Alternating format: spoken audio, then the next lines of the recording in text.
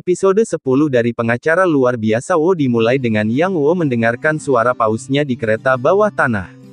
Namun, dia terganggu oleh seorang pria yang berlari melewati gerbong yang mencoba melarikan diri. Dia mengklaim ini adalah penangkapan ilegal dan Yang Wo benar-benar angkat bicara dan menunjukkan bahwa dia adalah seorang pengacara sehingga dia tahu apa yang dia bicarakan. Petugas polisi segera mengungkapkan bahwa dia telah didakwa dengan pemerkosaan terhadap seseorang dengan disabilitas. Su Yeon dan Yang Wo ditugaskan untuk membela kasus pria ini, Yong Il. Tuduhan itu serius dan itu bisa mengakibatkan dia mendapatkan hukuman penjara seumur hidup. Yong Il yakin bahwa ini adalah kesalahpahaman besar karena dia dan Hye Yong korban sedang jatuh cinta. Ternyata Hye Yong memiliki kartu kredit atas namanya dan membayar tanggal mereka, yang digunakan jaksa penuntut sebagai argumen untuk mengambil keuntungan darinya. Yong Il frustrasi dan menunjukkan ini bukan masalahnya dan sebenarnya, itu adalah cinta pada pandangan pertama. Sayangnya, kasus ini akan mencakup Yang Wo yang mendiskreditkan pernyataan Hye Yong. Namun, dia bersikeras untuk menindaklanjuti ini dan percaya dia harus membela Yong Il, terutama jika dia benar-benar jatuh cinta dengan Hye Yong. Tentu saja, ini bergema kembali ke perasaannya sendiri terhadap Junho. Myung Seok menugaskan Su Yeon untuk melompat untuk menenangkan Yang Wo dengan mantra, Hoa, Hoa, jika perlu. Di ruang sidang, Yang Wo didorong untuk berdiri dan memberikan pernyataan pembukaan, terutama karena semua orang di ruang sidang memelototi mereka. Jadi Yang Wo berdiri dan mengakui bahwa dia memiliki gangguan spektrum autisme. Yang Wo memulai dengan mengungkit pesan teks antara pasangan itu sehari setelah insiden itu terjadi. Mengingat mereka berbicara secara normal dan bahkan menyebutkan bagaimana mereka merindukan satu sama lain, Yang Wo mempertanyakan validitas tuduhan ini. Tapi kemudian Ibu Hye Yong berdiri dan segera memberikan keteduhan pada semua ini, mengklaim bahwa mereka perlu membaca yang tersirat. Setelah bekerja, Yang Wo menunggu Junho dan memiliki seluruh rencana perjalanan yang penuh dengan ide kencan yang dapat mereka lanjutkan. Junho memiliki seringai lebar di wajahnya dan bertanya apakah mereka bisa berpegangan tangan. Sedangkan untuk Yang Wo, dia hanya mengizinkannya maksimal 57 detik. Dia bahkan kali itu juga, tetapi tidak dapat mengatur lebih dari 30 detik.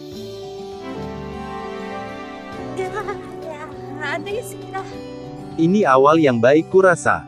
Kembali ke ruang sidang, seorang psikiater menegaskan bahwa usia mental Hye Yong setara dengan seorang anak berusia 13 tahun, dan dia jelas merasa tidak enak dengan seluruh kejadian itu. Psikiater menafsirkan ini sebagai dia tidak setuju. Bahkan dengan mengingat pesan teks, dia mengemukakan bagaimana ini tidak bertentangan mengingat Hye Yong ingin dicintai dan mungkin tidak sepenuhnya berarti apa yang dia katakan. Selama reses, segalanya berubah menjadi lebih serius. Su Yeon mengetahui bahwa Yong Il sebenarnya telah melakukan ini sebelumnya. Rupanya dia berhutang untuk seorang gadis yang berbeda dengan cacat intelektual tetapi melunasi semuanya secara pribadi sehingga tidak masuk dalam catatannya. Ini sebenarnya setahun yang lalu. Ketika Yang Wo menghadapi Yong Il tentang hal ini, dia menunjukkan ada orang lain tetapi dia dan Hye Yong benar-benar jatuh cinta dan dia membutuhkan bantuannya. Malam itu, sementara Yang Wo memikirkan apa yang harus dilakukan, dia akhirnya berkencan dengan Junho. Beberapa teman lamanya menunjukkan, dan Junho memberitahu mereka bahwa dia sedang berkencan. Ketika Yang Wo memperkenalkan dirinya, dia memiliki momen, bola lampu, lain saat dia menyadari apa arti Akademi Barista. Sekarang, ini kebetulan kode yang dia dan Yong Il bagikan dalam obrolan mereka, dan itu berarti dia, Hye Yong, ingin berbicara dengan Yang Wo sendirian di kedai kopi. Mengingat pesan-pesan itu, Yang Wo muncul dan menanyai Hye Yong. Ternyata dia benar-benar mencintainya dan dia mencintainya. Ibunya membuatnya menulis pernyataan itu, jadi satu-satunya cara untuk mengatasinya adalah Hye Yong untuk melangkah dan menentang ibunya. Yang Wo mendorong Hye Yong untuk berbicara dan mengatakan yang sebenarnya. Sementara itu, Su Yeon diatur pada kencannya dengan Kim Min Sik tetapi yang terakhir sangat gugup dan dia meraba-raba kata-katanya. Tidak hanya itu, dia membuang sejumlah permainan kata-kata yang berhubungan dengan makanan yang benar-benar membuang Su Yeon dari permainannya. Bahkan dia membuat alasan dan segera melarikan diri. Keesokan harinya di pengadilan, Yong Il disingkirkan sementara Hye Yong melangkah untuk bersaksi. Pertanyaan Yang Wo membuatnya berpihak pada menyalahkan ibunya, tetapi langsung memohon kepada juri untuk tidak membiarkan Yong Il masuk penjara. Jaksa segera masuk dan menanyai Hye Yong tentang apa perbedaan antara kekerasan seksual dan hubungan seksual. Dia tidak bisa menjawabnya. Pengacara melanjutkan dan memamerkan gambar tangan Hye Yong, yang mencakup beberapa goresan yang mengerikan. Pengacara percaya ini karena insiden yang melibatkan Yong Il. Akhirnya Hye Yong kehilangan ketenangannya dan bergegas kembali ke ibunya. Di luar ruang sidang, Ibu Hye Yong menghadapi Yang Wo dan dia menjatuhkan surat-suratnya karena terkejut, memegangi kepalanya dan gemetar. Junho pergi dengan teman-temannya yang kebetulan mencaci makinya dan mempertanyakan mengapa dia berkencan dengan Yang Wo, percaya itu karena simpati. Junho marah dan mengecam, menjegal temannya ke tanah. Di saat yang sama, Min Wo terus menyelidiki hubungan Yang Wo dengan Tae Sumi. Dia pergi makan malam dengan pengacara Kim, yang mengemukakan desas-desus yang beredar tentang dia memiliki anak lagi. Keesokan harinya di pengadilan, juri sampai pada keputusan mereka, Yong Il tidak bersalah.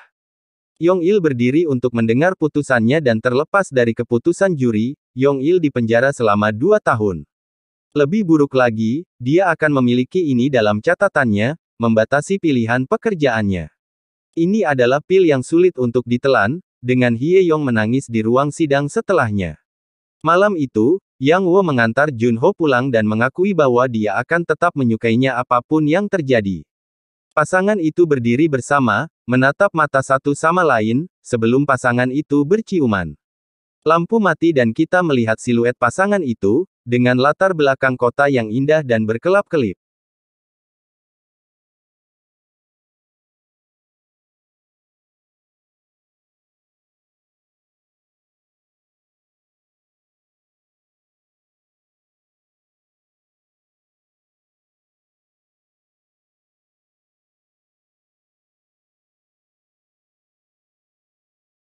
Selama epilog, kami kembali ke Guangzhou lagi tetapi dengan sedikit lebih banyak konteks di sekitar obrolannya dengan Tae Sumi.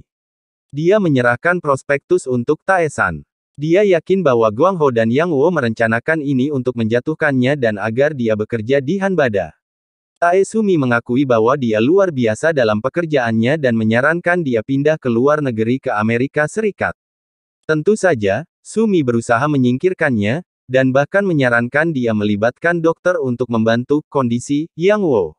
Guangzhou marah atas campur tangannya dan menunjukkan hubris yang dia campuri seperti ini. Akhirnya dia menuntut dia keluar, berjuang untuk menenangkan diri.